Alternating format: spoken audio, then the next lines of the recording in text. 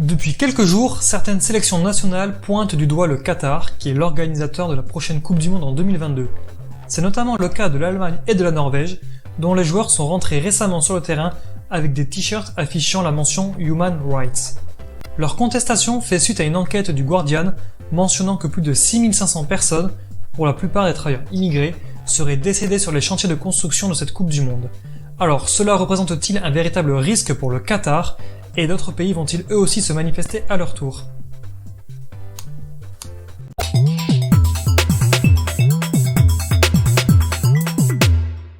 Le Qatar a obtenu l'organisation de cette Coupe du Monde en 2010 et était déjà au cœur de toutes les polémiques. Des polémiques sportives dans un premier temps avec des interrogations sur les conditions météorologiques locales, est-ce qu'il fallait mieux jouer en été ou alors en hiver, ainsi qu'aux infrastructures quasi inexistantes du pays pour pouvoir accueillir un tel événement. Mais très rapidement, les polémiques ont pris une toute autre ampleur avec des accusations de corruption à l'encontre de plusieurs représentants de la FIFA pour les inciter à voter pour le pays du Golfe. Petit rappel, le Qatar était alors en concurrence avec les USA et la Corée du Sud pour cette attribution en 2022. On se souvient notamment en France du scandale avec Michel Platini et la possible implication de Nicolas Sarkozy, qui était à l'époque président de la République, qui l'aurait soi-disant incité à changer son vote en faveur du Qatar. Affaire qui était encore devant la cour d'instruction il y a tout juste un an.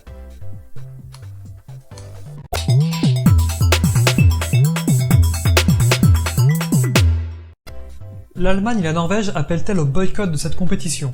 Pourquoi ces pays en particulier et pourquoi maintenant? Ce sont tout d'abord les Norvégiens qui ont agi les premiers suite à cette fameuse enquête du Guardian, et ils l'ont fait dès la première rencontre des éliminatoires pour la Coupe du Monde 2022 dans un match qui les opposait à Gibraltar. D'ailleurs, le sélectionneur norvégien Ståle Solbakken avait justifié cette prise de position à la rencontre en déclarant « Il s'agit de faire pression sur la FIFA pour qu'elle soit encore plus directe, encore plus ferme à l'égard des autorités du Qatar, qu'elle leur impose des exigences plus strictes. » Prendre des positions politiques fortes sur la scène médiatique est une habitude en Norvège. Déjà lors des JO à Pékin en 2008, les athlètes britanniques avaient dû signer un contrat pour ne pas évoquer les sujets un petit peu sensibles en Chine.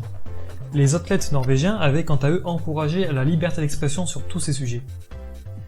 Nous pouvons également citer l'exemple d'Ada Hegerberg, qui avait choisi de boycotter la Coupe du Monde 2019 en France pour dénoncer les inégalités salariales entre les hommes et les femmes dans le monde du football. Rappelons qu'elle a été élue Ballon d'Or en 2018 et qu'elle évolue dans le meilleur club français depuis 2014, à savoir l'Olympique Lyonnais. De son côté, l'Allemagne a emboîté le pas le lendemain lors de sa rencontre contre l'Islande, où tous les joueurs portaient un t-shirt mentionnant les droits de l'homme lors de leur entrée sur le terrain. Cette prise de position amène une toute autre portée, car il s'agit là d'une des plus grandes sélections mondiales qui se manifeste, qui a été tout de même sacrée 4 fois championne du monde. Cette mobilisation de la Mannschaft a été saluée par le porte-parole du gouvernement allemand, Steffen Seifert, qui a déclaré « Il est bon de rappeler à nouveau les valeurs de notre démocratie libérale, à une époque où la démocratie n'est pas nécessairement en hausse dans le monde entier. » À la surprise générale, ces deux équipes ne seront pas sanctionnées par la FIFA, qui pourtant d'habitude ne tolère pas les messages à vocation politique dans ces rencontres. L'organisation a justifié ce choix au nom de la liberté d'expression. Si pour le moment aucune prise de position n'a été faite par la France, nul doute que notre pays soit dans une situation délicate. Bien qu'autoproclamé pays des droits de l'homme, nous sommes très proches du Qatar dans le monde des affaires. Rappelons que ce pays possède le Paris Saint-Germain, qu'il est d'ailleurs en train de transformer en l'un des plus grands clubs du monde et assurément l'un des plus puissants. On se souvient tous du transfert record de Neymar à l'été 2017, qui arrivait du FC Barcelone pour un montant de 222 millions d'euros. C'est d'ailleurs à ce jour toujours le transfert le plus cher de l'histoire du football. Côté français, le capitaine Hugo Lloris est le premier à s'être exprimé sur ce sujet suite aux agissements de la Norvège, en affirmant, je cite, que c'était une bonne chose.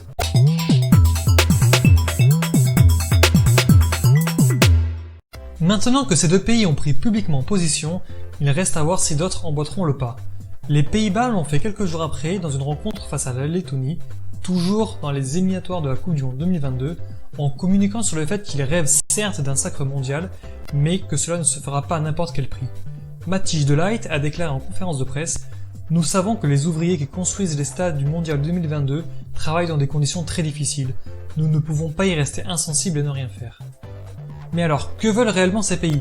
Est-ce un appel au boycott général, un boycott individuel, ou alors, puisqu'ils ont tout de même accepté de jouer les matchs, vont-ils y participer mais souhaitent que des sanctions soient prises envers le Qatar et tout autre pays organisateur de la Coupe du Monde à l'avenir ne respectant pas les droits de l'homme?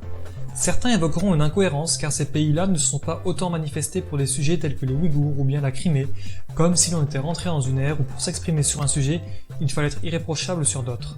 Ces pays ont pris cet engagement pour des raisons qui leur sont propres.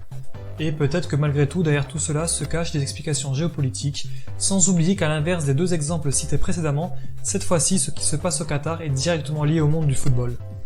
Il sera intéressant malgré tout de noter à l'avenir si ces manifestations vont dépasser le continent européen et les possibles répercussions que cela aura pour l'image du Qatar. Nul doute que la route vers cette Coupe du Monde va être très animée sur et en dehors du terrain.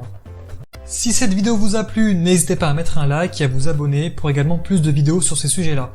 Quant à moi, je vous retrouve très bientôt pour une nouvelle vidéo.